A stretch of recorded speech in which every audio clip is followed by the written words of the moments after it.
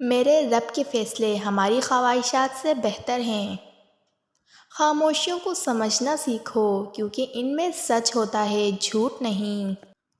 اپنے دل کو مضبوط بناؤ اور اللہ پر یقین رکھو، وہ تمہاری ہر مشکل آسان کر دے گا۔ کچھ باتیں صرف اللہ سے کرنے کی ہوتی ہیں۔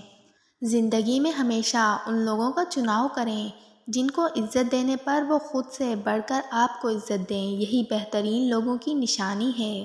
اللہ سے مانگو، پھر مانگو، مانگتے رہو، وہ دے گا، وہی دے گا کیونکہ وہی دے سکتا ہے۔ تہجد محبت کی تکمیل ہے، اللہ سے محبت کی تکمیل۔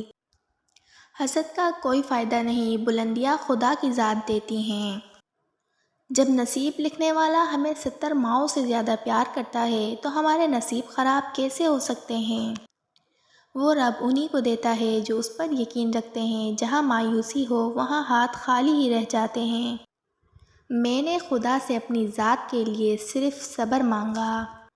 حضرت محمد صلی اللہ علیہ وآلہ وسلم نے فرمایا، 5 لوگوں کو نیند نہیں آتی۔ نمبر 1، جو کسی کے قتل کا ارادہ کرتا ہو۔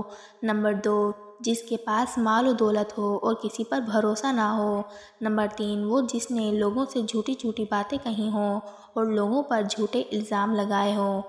نمبر 4، جس کی ذمہ داری زیادہ ہو لیکن اس کے پاس دینے کے لیے کچھ نہ ہو۔ نمبر 5، وہ جو کسی کے عشق میں مبتلا ہو اور جدائی سے ڈرتا ہو۔ اس دن سب محبتیں جھوٹی لگیں گی جب سنو گے یا ربی امتی امتی۔ روزہ ایک بے مثال عبادت ہے جو اللہ کو بہت پسند ہے۔ حج مہنگا ہو گیا کوئی بات نہیں، نماز مفت ہے وہ پڑھ لو۔ سنو، امید نہ چھوڑو، شاید اگلی دعا کے بعد اللہ کن کر دے۔ کبھی کبھی چپ رہنا شکایت کرنے سے زیادہ بہتر ہوتا ہے۔ بہتر کی تمنا تھی، بہترین سے نوازا گیا۔ میرے رب وہ رب ہیں جو انسان کی روح کے اندر کی اذیتوں سے بھی واقف ہیں۔